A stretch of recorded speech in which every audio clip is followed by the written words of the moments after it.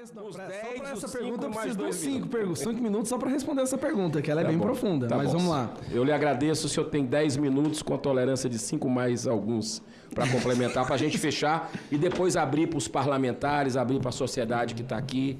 Já temos uma lista e a gente vai cumprir, independente do horário, a gente vai tentar cumprir aqui. Muito obrigado, deputado, pela sua presença. Certinho, vamos lá.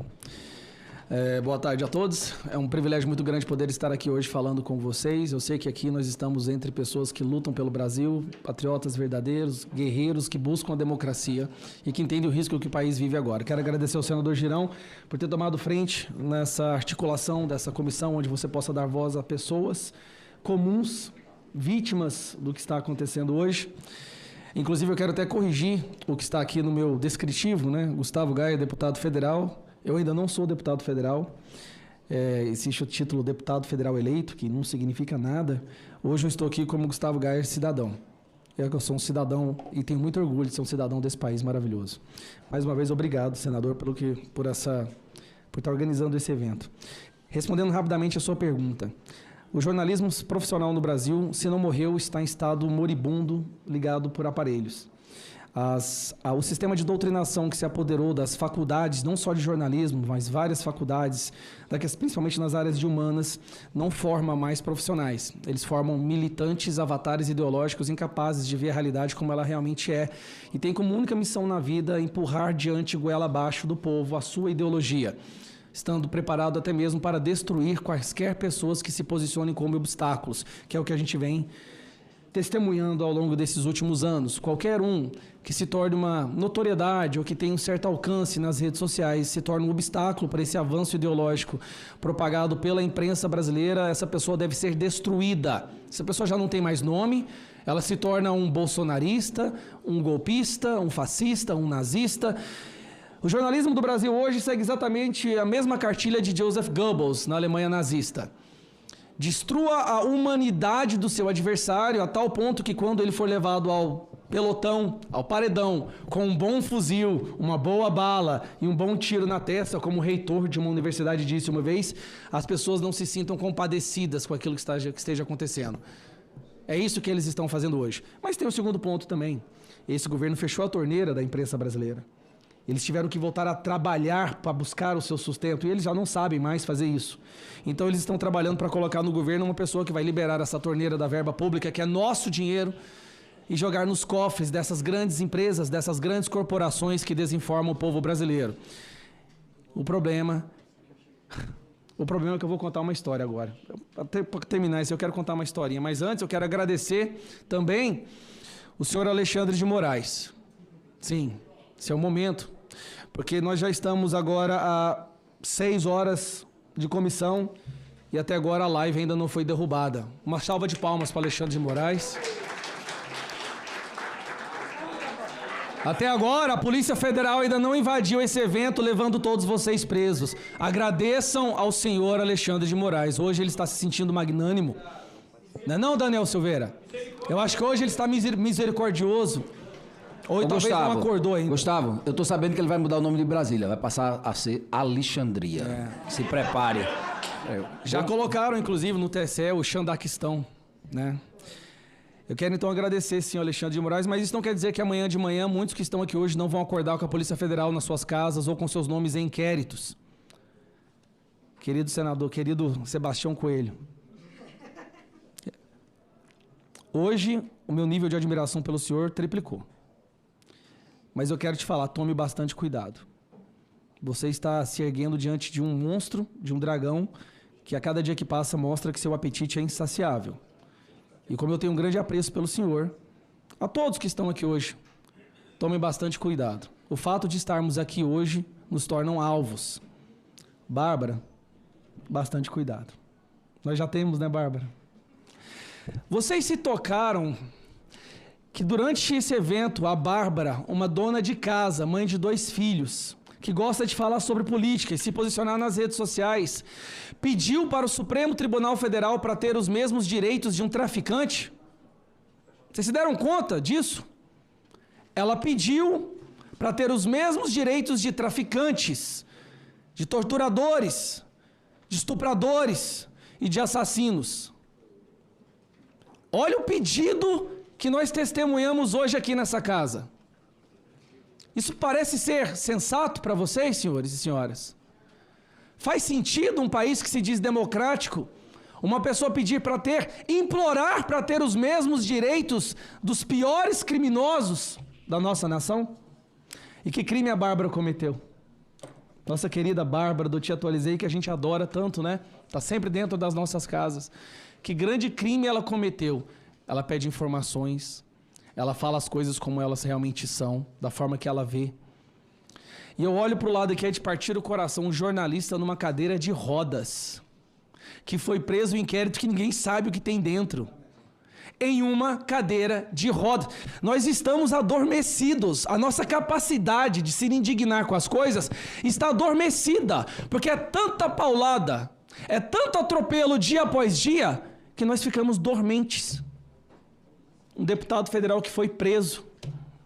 E não podemos esquecer um outro jornalista que só não está preso porque ele não está no Brasil, que teve seu passaporte cancelado, que teve seu nome pedido pela Suprema Corte para ser incluso na lista vermelha da Interpol. Que crime ele cometeu? Traficou toneladas de cocaína, Carla Zambelli?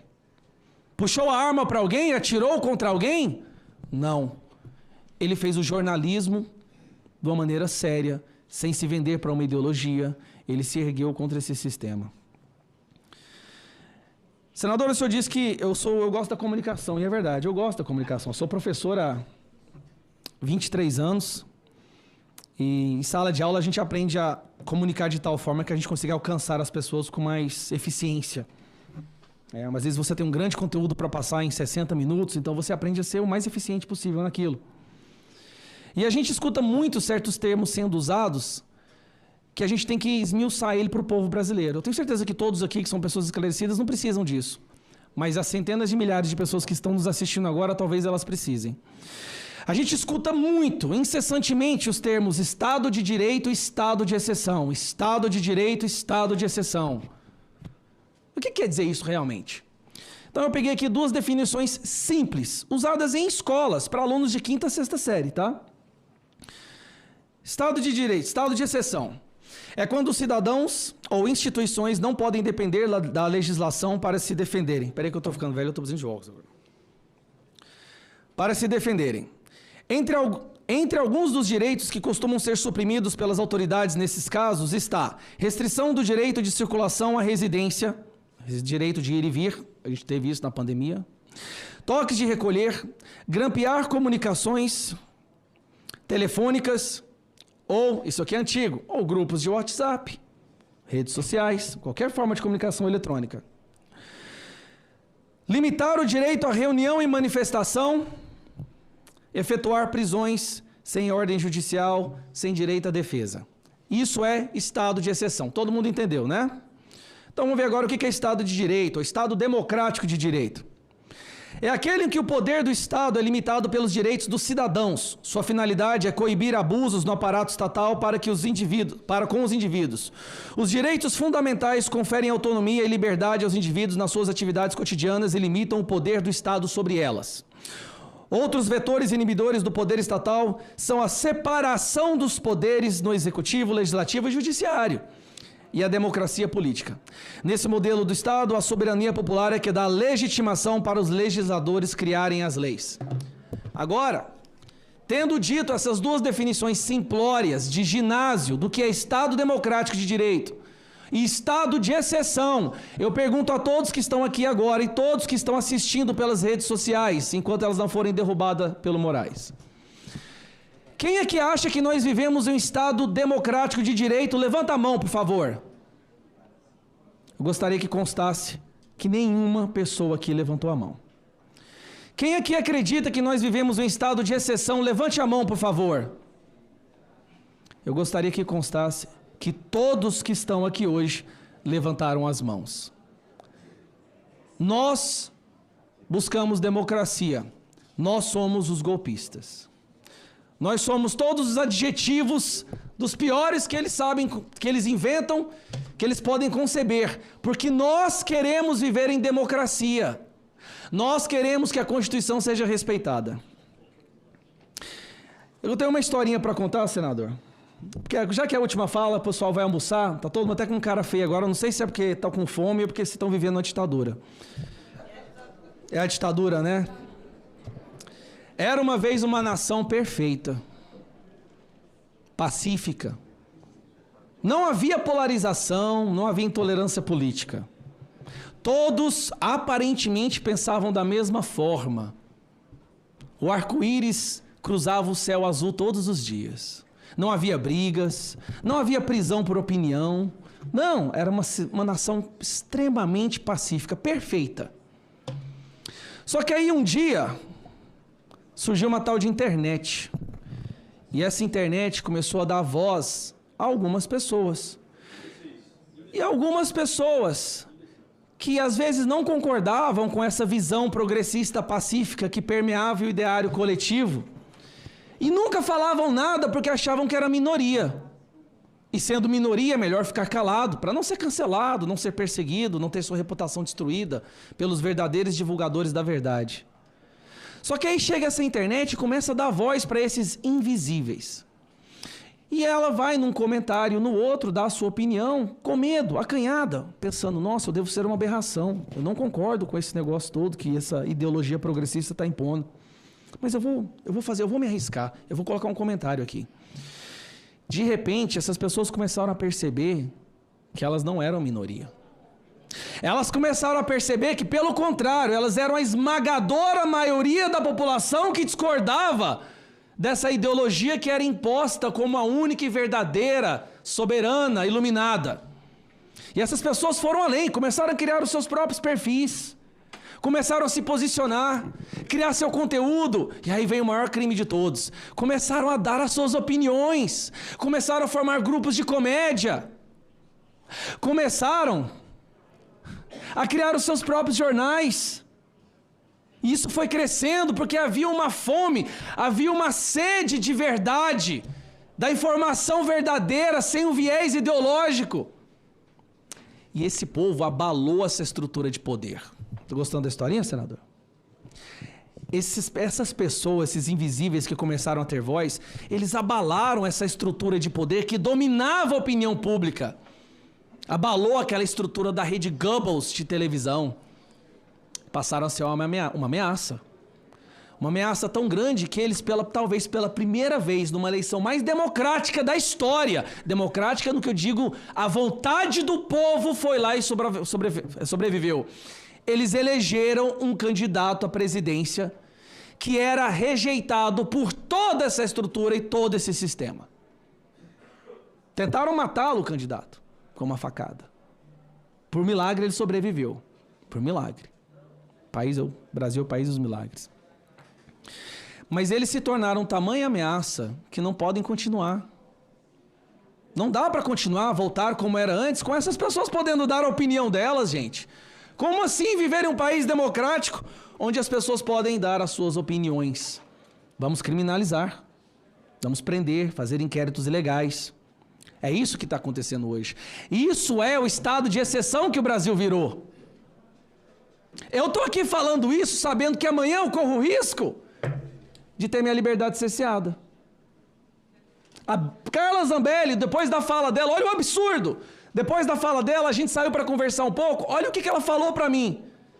Eu acho que agora eles vêm para cima de mim. A Carla Zambelli. A Bárbara. A Carla Zambelli já está no... Já era, já. A Bárbara, uma dona de casa, depois da fala dela lá fora, com lágrimas nos olhos, virou para mim e falou: agora eles vêm para cima de mim. Não foi, Bárbara?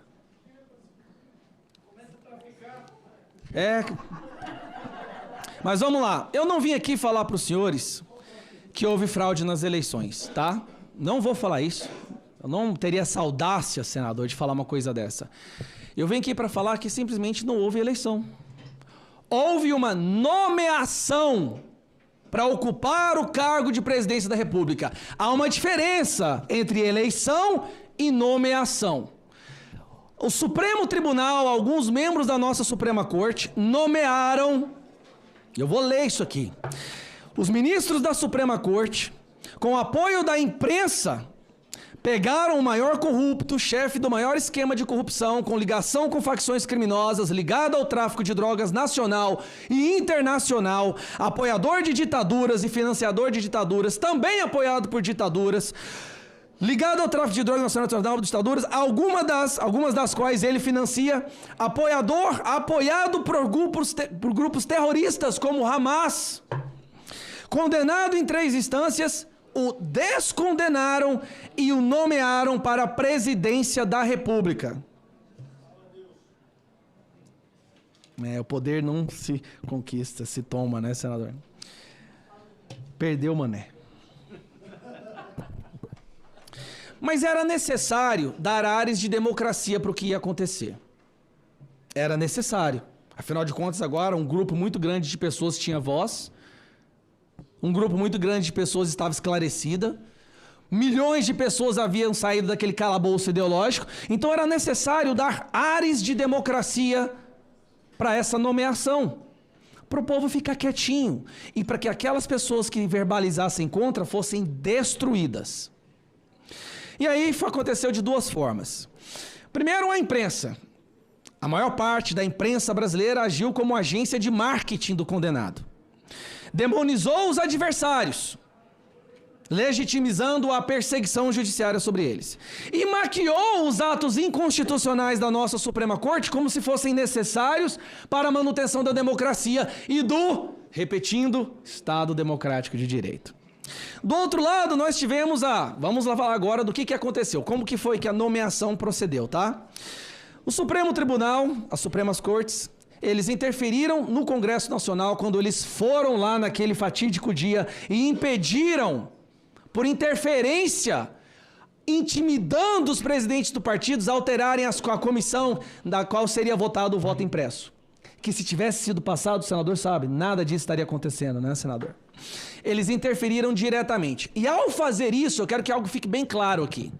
Ao fazer esses simples atos, aos olhos de alguns pode ser um simples ato, eles só foram lá, conversaram um pouco, voltaram para casa. Eles destruíram a política como nós a conhecíamos. Sabe por quê? Em situações extremas, quando os nossos representantes eleitos tomam caminhos que é o contrário à opinião pública, o que o povo faz? Para onde o povo vai? Para a rua. E muitas vezes surtir efeito. Porque quando o povo vai para a rua, tem uma mensagem nisso daí. Se você não seguir a vontade desse povo nas ruas, a sua punição será não ser reeleito. É ou não é? Essa era a forma que o povo nas ruas podia influenciar na política. Vamos para as ruas aos milhões. Porque se eles não escutarem, eles não serão reeleitos. A partir do momento que a Suprema Corte vai lá e interfere na política, conversando com presidentes de partidos, impedindo que algo que o povo foi na rua pedir aos milhões. A partir do momento que eles fazem isso, a intimidação não passa a ser não ser reeleito, a intimidação passa a ser vai preso, ou esteja preso, né, Bárbara, como você fala. O que causa mais medo em um político? Não ser reeleito ou ser preso? Ser preso, né, Daniel? Você não tem medo disso, a gente já percebeu, você é guerreiro. Mas o que causa mais medo em políticos não é não ser reeleito, é ser preso, é ser perseguido, é se tornar um alvo do sistema judiciário mais sanguinário que o mundo já viu. Então, a partir do momento que eles foram lá, acabou a influência do povo na política. Acabou. Eles não simplesmente impediram que o voto impresso passasse, eles passaram a impedir que o povo tivesse voz na política brasileira. Isso foi o início do fim, na minha opinião. Fizeram mais. Vamos lá. Como é que está o tempo? Vamos lá. Proibiram Bolsonaro. Olha a campanha, olha como é que eles fizeram. Proibiram o Bolsonaro de fazer lives dentro da sua casa e proibiram os apoiadores do Bolsonaro de usar as imagens de 7 de setembro, lives na sua casa, de usar o vídeo do Lula que ele fala que o vírus foi um presente da natureza. Uma fala do candidato adversário, uma fala dele foi proibida de ser vinculada. Uma fala. Não é um texto, não é uma interpretação deturpada. A fala registrada em vídeo do candidato adversário foi proibida de ser veiculada. Discurso da ONU, não pôde usar o candidato Bolsonaro. Discurso em Londres, não pôde usar também. Não podemos mais usar os termos que descrevem quem era o outro candidato. Um descondenado, um ex-presidiário. Inclusive, nós tivemos uma rádio que foi proibida de descrever a pessoa como ela é, um ex-presidiário. Se alguém vai preso e ela não está mais presa, ela é um ex-preso, um ex-presidiário. Não puderam falar isso mais. Vídeos do Lula falando que ele apoiava o aborto. Foi proibido de ser veiculado. Fique imaginando a raiva que o senhor passou, Fábio. Tentando fazer campanha para um candidato onde você não podia usar o que era fato. Fique imaginando quantas noites mal dormidas. O vídeo do outro candidato dizendo claramente que ele é a favor da liberação das drogas. Não pôde ser veiculado. Não pôde ser veiculado. Centenas de pessoas foram censuradas por veicular exatamente isso que eu acabei de falar. Centenas de pessoas foram censuradas. Não pôde veicular o fato de que ele e o PT votaram contra o auxílio emergencial. A ligação com o PCC. Eu tive vídeo derrubado por causa disso. Tem um áudio do chefe do PCC, Marcola, dizendo que apoia o Lula. Não podemos veicular isso daí. Tem áudio de líderes do PCC dizendo que com o PT nós tem diálogo cabuloso. Não podemos veicular isso daí.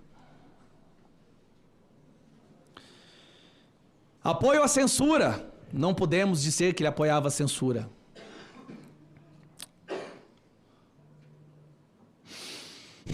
Eu tô lendo isso aqui, não é possível, isso aqui parece uma realidade paralela.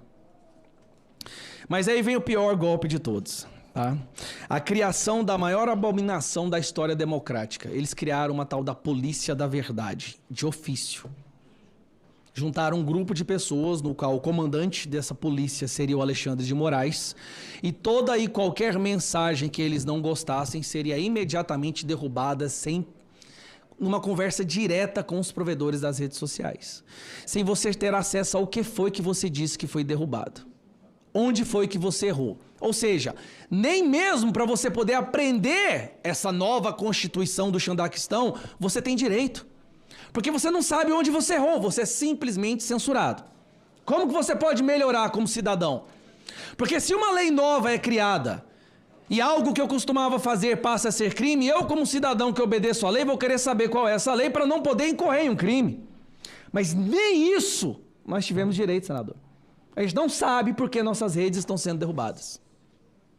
Agora, o outro lado pode falar que o Bolsonaro é genocida sem problema algum. Canibal. Pedófilo. Sem problema algum. O outro lado pôde fazer tudo. Agora eu quero ir para a parte mais perigosa do que está acontecendo. Como se já não fosse perigoso demais a democracia ter sido destruída, né, Bárbara? Mas tem algo mais perigoso que está acontecendo agora, nesse momento. A nomeação, eles já fizeram. Se vai ter êxito ou não, nós não sabemos. Eu tenho fé e esperança que não.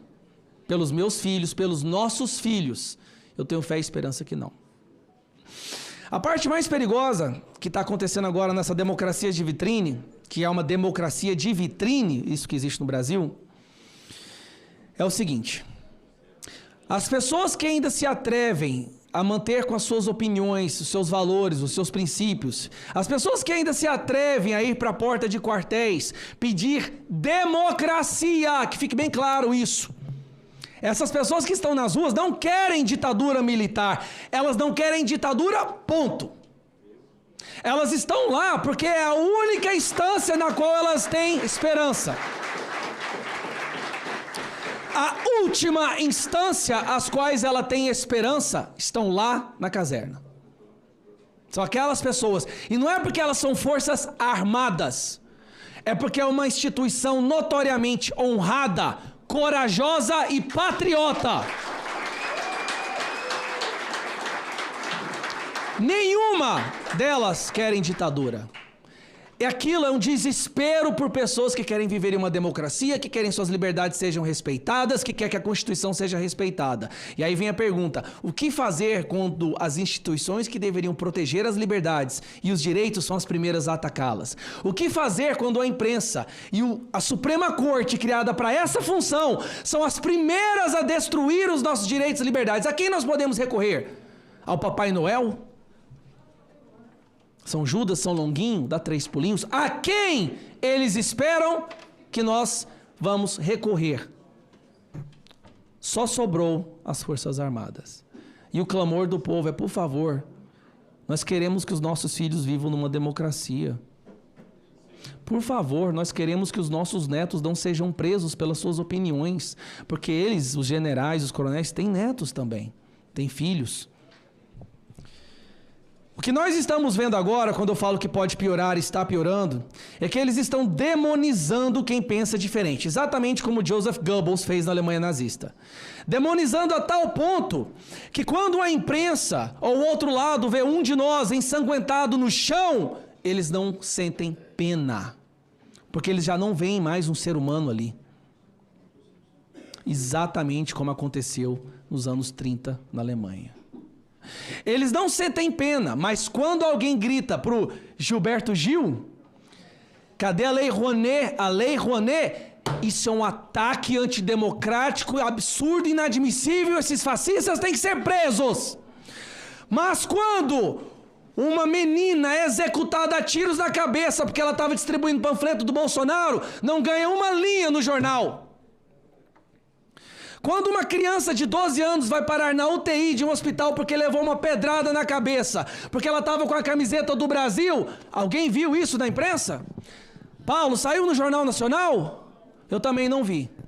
Eu sei que eu fiz um vídeo falando sobre esse caso e meu vídeo foi derrubado. Quando um casal é linchado com chicote, porque eles postaram um conteúdo favorável ao Bolsonaro, eu não vi uma linha no Estadão.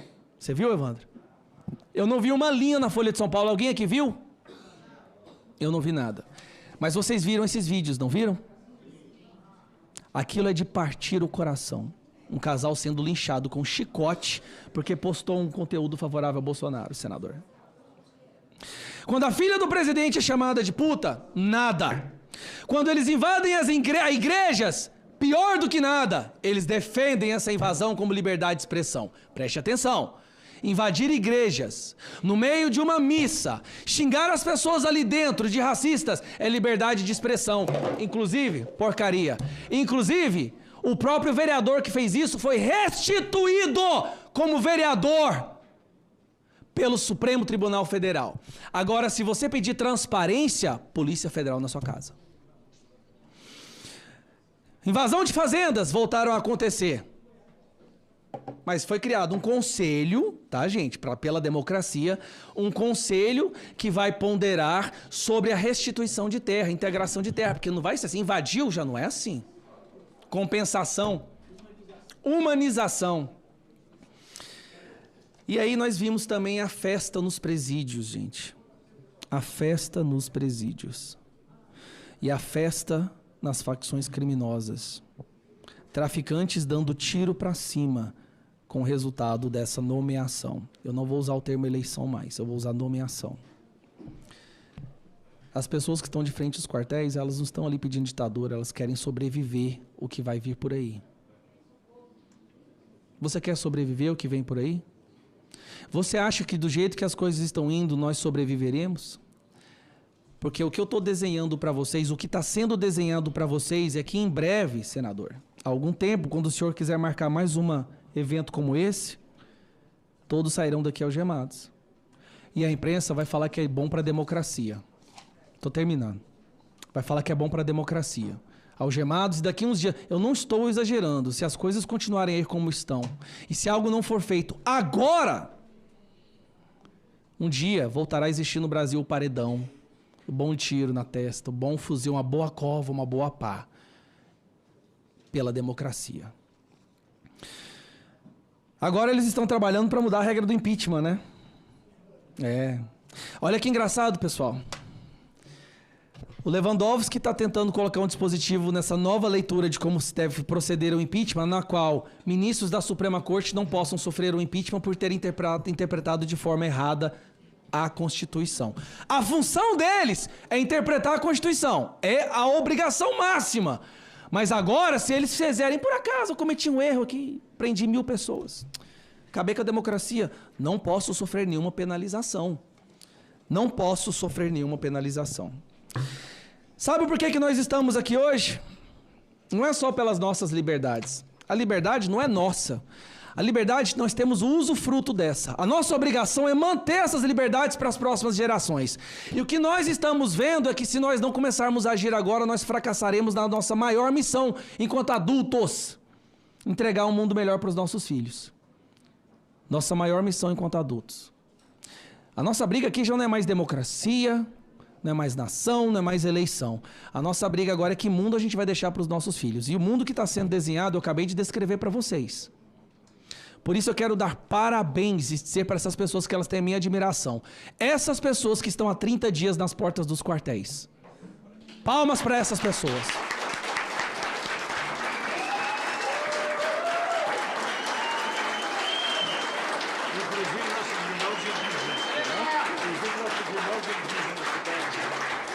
Assim como também os nossos irmãos indígenas que estão aqui também agora. Um abraço, uma salva de palmas.